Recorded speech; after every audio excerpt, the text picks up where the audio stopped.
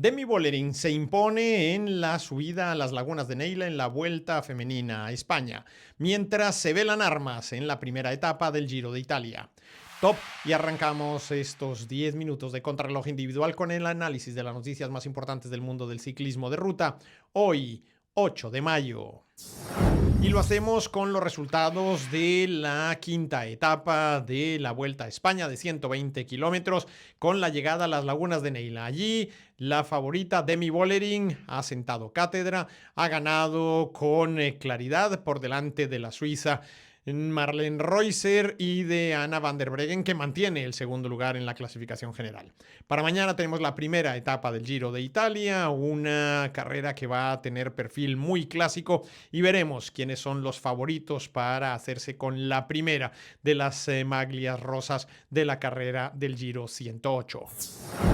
Comencemos pues con el análisis que nos ha dejado la etapa número 5, tal vez la etapa más importante después de lo que hemos visto a lo largo de estos días y a la espera de lo que pueda suceder el sábado con esa llegada a Asturias en esta Vuelta a España. Hoy se recorrían 120 kilómetros y el final era la ascensión a la laguna de Neila, donde se esperaba que las grandes favoritas tuvieran hoy su oportunidad de demostrar su poderío. Y ha sido, como no podía ser de otra manera, Demi Vollering, la corredora holandesa, que este año ha cambiado, como les hemos ido contando a lo largo del año, al equipo de la France de Ye, la que se ha hecho con la etapa y ha cogido el liderato. Eso sí, no con toda la ventaja que se esperaba que podía tener a estas alturas de carrera. Son solo 45 segundos con Anne van der Breggen y 46 con Marlen Reusser. La suiza fue segunda en la ascensión en el día de hoy, mientras que la holandesa del SD Works, equipo donde militaba el año pasado Demi Vollering, ha sido tercera y ha mantenido la segunda posición en la clasificación general. Tenemos a Rochmayers, que quedó cuarta en la clasificación, y una Ushue Orostolaza, que ha sorprendido por su gran desempeño en la etapa del día de hoy y que prácticamente deja todo a definir en la etapa final del próximo sábado, cuando se llegue a tierras asturianas y se ponga fin a esta vuelta femenina a España. Así que mañana tendremos una etapa un poco de transición, nuevamente bastante llana, y veremos pues nuevamente a las velocistas en acción sin perderle lógicamente la cara a corredores como Marianne Vos o incluso la propia Anne van der Breggen, que podría con esos segundos que cuenta intentar algún tipo de bonificación. Así que muy emocionante se ha puesto la Vuelta a España femenina y veremos cómo evoluciona de cara a esa etapa final, como les decimos, y hay que reiterarlo, tendrá lugar el próximo sábado. Cambiamos de escenario y nos vamos ahora a la primera etapa del Giro de Italia, que se correrá, como ya todos saben, en territorio albanés, desde Durrës, una población costera en el Adriático, hacia el interior, hacia Tirana,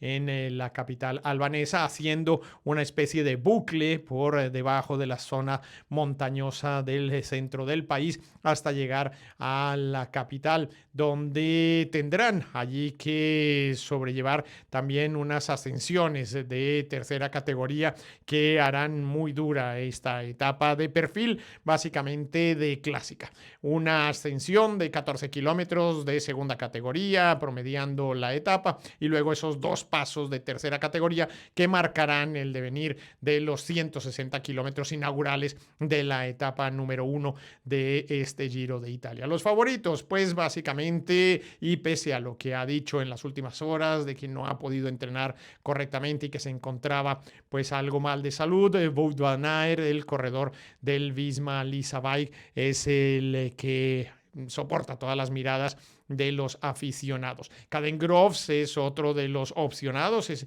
el corredor del Alpecin, que podría de alguna manera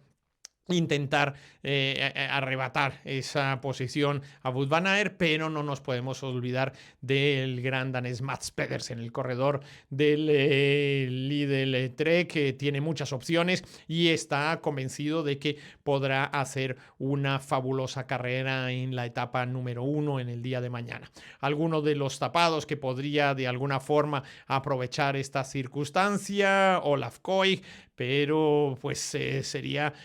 un poco difícil ver cómo va a trabajar el Visma para dos jefes, así que bueno, todo esto habría que cogerlo un poco con pinzas y ver cuál es el estado real de cada uno de los favoritos que va a intentar hacerse con esa primera maglia rosa. No podemos desconocer opciones de algún outsider, de equipos menores, del Polti Visit Malta, del Bardiani o incluso del propio Movistar en la camiseta de Orluis Aular. Todo esto lo veremos a lo largo del día de mañana. Hoy ha sido día de ruedas de prensa, entre ellos dos latinoamericanos han estado junto a Primož Roglič y a los principales favoritos, a Giulio Ciccone, en ese palacio de exposiciones, hablando sobre sus expectativas y lo que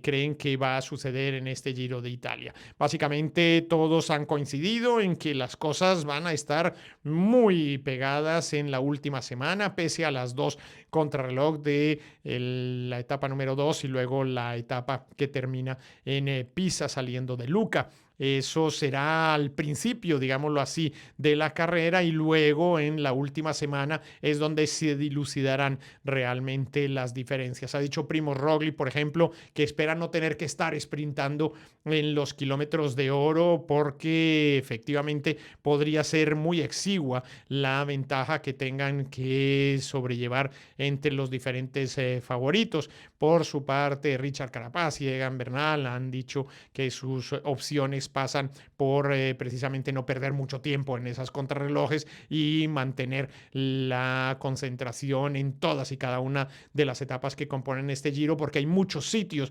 especialmente las etapas de este rato, donde cualquier distracción, cualquier situación compleja podría dar al traste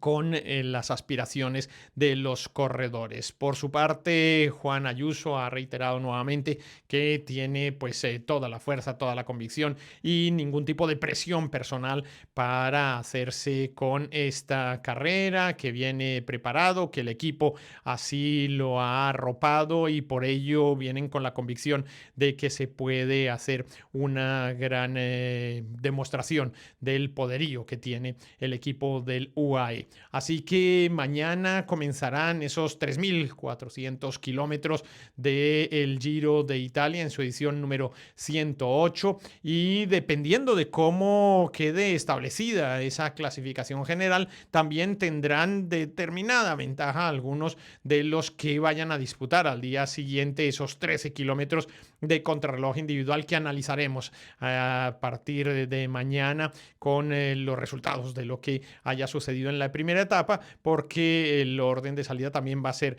muy importante en esa etapa número 2 que marcará ya las primeras diferencias entre los favoritos y especialmente aquellos que no tienen en la contrarreloj pues su gran fuerte y que podrían de alguna manera ver minado o lastradas sus opciones para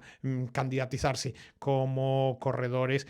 favoritos en esta edición del Giro de Italia. Así que para mañana tenemos una previsión en la que se da un 25% de lluvia y algo de viento. Como les decíamos, van a